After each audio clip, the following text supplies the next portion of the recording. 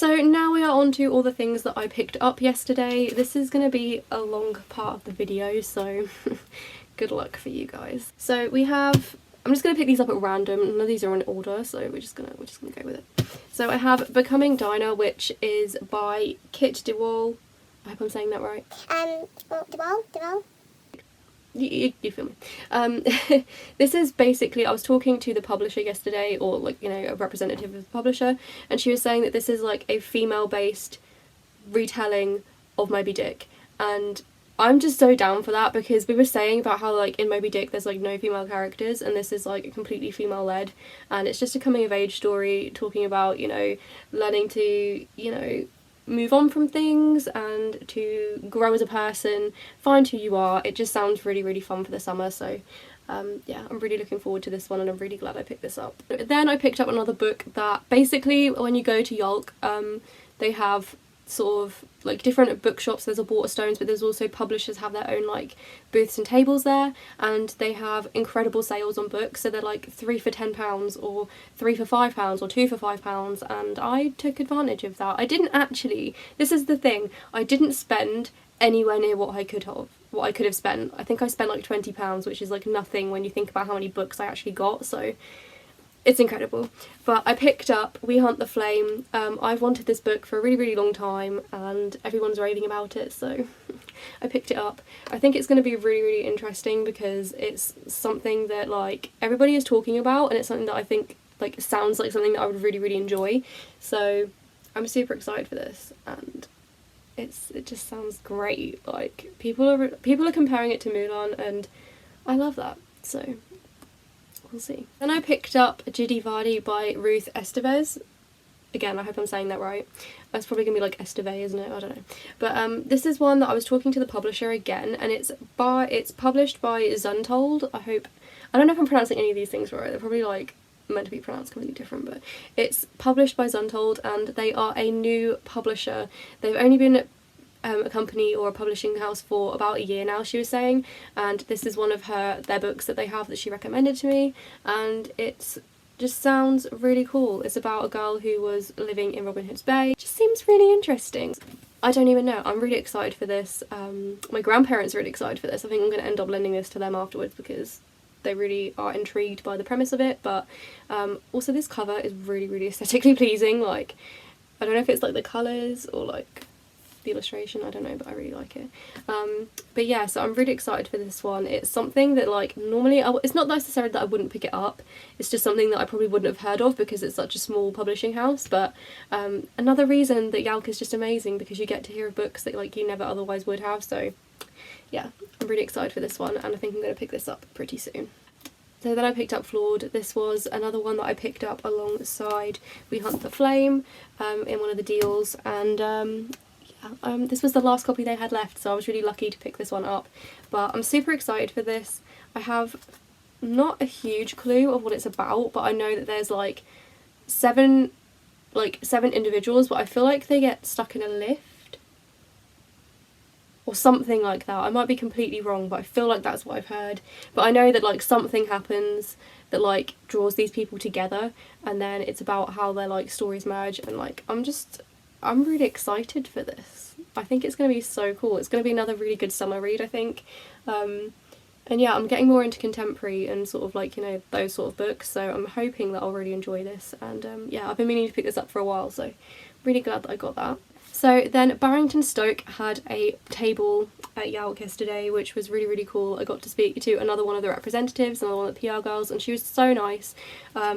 She was really, really helpful, and we were talking for a while. She recommended a couple of books to me based on the fact that I really like historical fiction, and these books are really, really interesting. So I got 4 of them in total, but basically the idea of their publishing and their books and their stories is that they are easy to read for people who either find reading difficult for whatever reason, but also for people who are dyslexic like myself. But they're designed for that purpose, so the print is designed specifically to make it easier to read. And actually I see rivers. I never knew that this was a dyslexic thing. I thought it was just a thing that everyone saw, but I recently found out that it's because I'm dyslexic, because I've known I was dyslexic since I was about 11, but I didn't know that they were connected. But basically I see rivers between like words on the pages, so like little white lines appear, and it's really distracting and hard to read.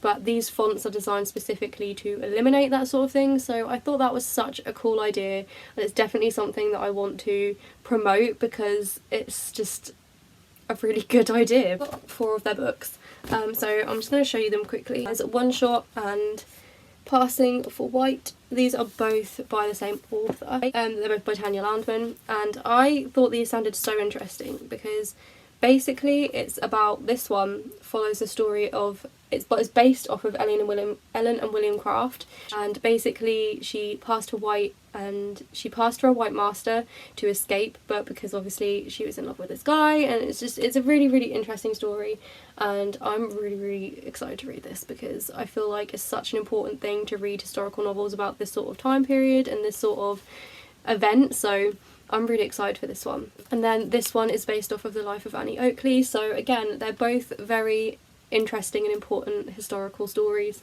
and I'm really excited to read both of these, so I'm really glad that she recommended them to me because they just sound amazing, so yeah. Second Best Friend by Non Pratt. This is another one that I'm really excited for. It's basically just a contemporary coming of age, love, but also finding yourself story, so I think this will be really quick and exciting to read, so this will probably, like, part of me wants to keep these for if I'm ever in a reading slump because I feel like they'll be brilliant to get me out of it, but I also I really want to read these because they're really intriguing, so I don't know. So the last one I picked up from them is Firebird by Elizabeth Wein. I actually read the majority of this on the way back from London yesterday on the coach, and it's really, really good. I absolutely love it so far. It's about a young girl who is in Russia in the Second World War, and she's trying to fight. They're not letting her fight because she's a woman, and then it kind of tells the story of her, like, and feel like she's part of the war and the, you know, the effort to do things for her country, and it talks about, you know, friendship because all of her friends are guys and they're all really strongly fighting for her to be able to come with them. But yeah, it's a really, really good story. It deals with death, it deals with grief, it deals with coming of age. Again, a lot of these stories are coming of age stories. It deals with self-doubt, power, everything like that, so this was really, really good. I've nearly finished it. I think I have like 30 pages left, so I'll probably finish that today, but I'm really, really glad that I picked this up. So the last 2 books I have to show you guys are ones that I was given for free. One of them I won in a giveaway, and the other one the publisher gave to me. Infinity Sun by Adam Silvera. This doesn't come out until January next year, so I'm really, really lucky to have a copy of this, and I'm super excited to just get into this. It just sounds so cool. Like, who will live forever and who will die trying? Like, if these little taglines don't draw you into these books, I have no idea what you're doing, because I can't wait. Fantasies with war in them are my favourite kind of fantasies. I can't wait for this. I'm super excited. I feel like this is going to be one that I pick up really, really soon, and yeah, I'm so glad that I got given this. I'm so glad I won the giveaway. I was standing in queue for the giveaway, like the crowd was insane, and I was like, do I really want to stand here? It's like 30 something degrees, it's so hot, I have like all these books that I'm carrying with me, and I forced myself to stay there, and I was like, I'm not going to win this, I'm not going to win, and then they called my number out and I was ecstatic, so I got this. I'm super excited, and this sounds so good, so I really want to read this soon. So the last book that I picked up yesterday that I was also given by Penguin, so thank you so much to them for giving this to me, because I was going to miss the giveaway announcement because I had to leave early to get my coach back to where I live, because I don't live anywhere near London, so I went and said to them, you know, when is the giveaway going to be announced, because I have to go soon. They said, oh, it's at 4 o'clock, and I said, oh, well, you know, I'm not going to be here, but thanks very much. But yeah, the last book that I picked up is Simone Garcia Hampton is HIV positive. I cannot speak. I tried to say that title about 20 times and I just can't say it, but yeah.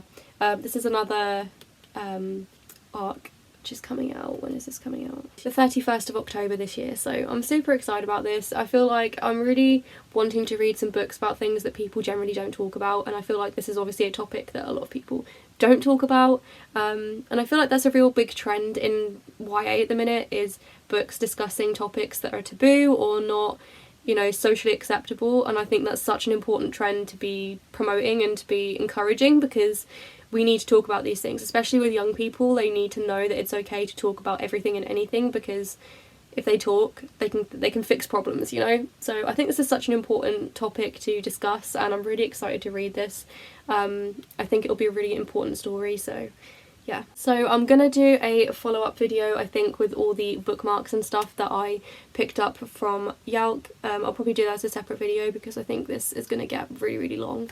But yeah, thank you guys so much for watching. If you went to Yalc, let me know what you picked up in the comments, and you will see me in the next video. Thanks guys, bye!